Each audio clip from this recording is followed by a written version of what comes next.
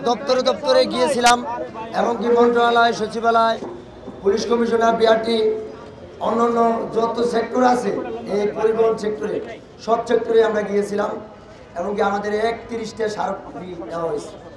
তা আমরা বিগত আগস্ট মাসের 24 তারিখে আমরা মন্ত্রণালয় থেকে একটা চিঠি আসে বিআরটি ভবন মতামতের যে জরুরি ভিত্তিতে যে ঢাকা থ গাড়িগুলা কীভাবে দেওয়া যায় বা কিভাবে চালান যায় একটা মতামত দেন।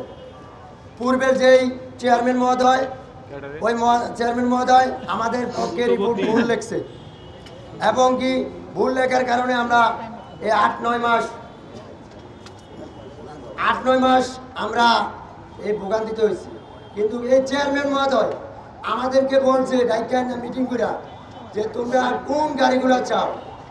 তখন আমরা একটা তালিকা করি, মালিকের নাম, রোড পারমিট, টেস্ট টোকেন, মেয়াদ সহ, লাইসেন্স সহ, মোবাইল নাম্বার সহ, এইভাবে আমরা একটা তালিকা করি। 2033টা তালিকা দিই। পরবর্তীতে আমরা খোঁজ নেই মন্ত্রণালয়, জানতে পারলাম যে আমাদের রিপোর্ট ভুল। পরবর্তীতে আমরা আবারও এই স্মারকলিপির চিঠি যা দেওয়া দরকার দিতেছি। দেওয়ার পর আমরা গত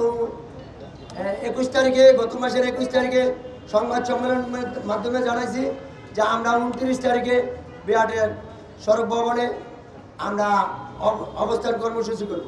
তখন অবস্থান কর্মসূচিতে চেয়ারম্যান মহোদয় এবং কি এই বিআরটির কর্তৃপক্ষ যারা আছে তারা আমাদেরকে আশ্বস্ত করছে 3 থেকে 4 দিনের ভিতরে আমাদের এই গাড়ি চলার জন্য সুব্যবস্থা করে দেবে।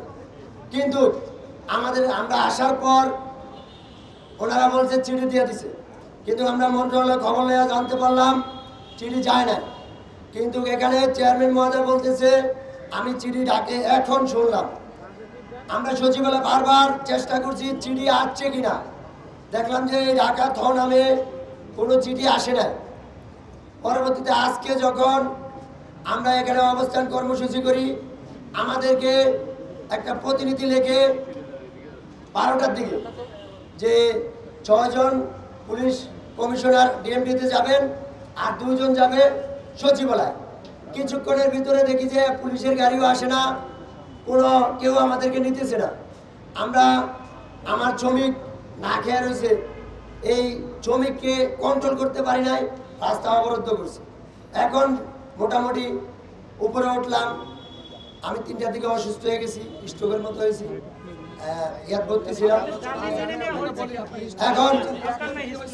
এখন উপরে গেলাম, যাওয়ার পর চেয়ারম্যান মহোদয় আমাদেরকে, সচিব মহোদয়কে ফোনে মানে লাউড স্পিকারে শুনেছে যে আমি কি চিঠিটা নিয়ে দিছি কিনা। তখন সচিব মহোদয় বলছে যে আপনি ডাকে পাঠান না, চিঠি আমার টেবিলে ছিল, আছে। এখন আগামীকালকে মন্ত্রণালয় যারা দেখা করতে বলছে, আমাদের পক্ষে চেয়ারম্যান মহোদয় লিখছে, এটা ইনশাআল্লাহ আমাদের ভাগ্যের চাকা খুলবে।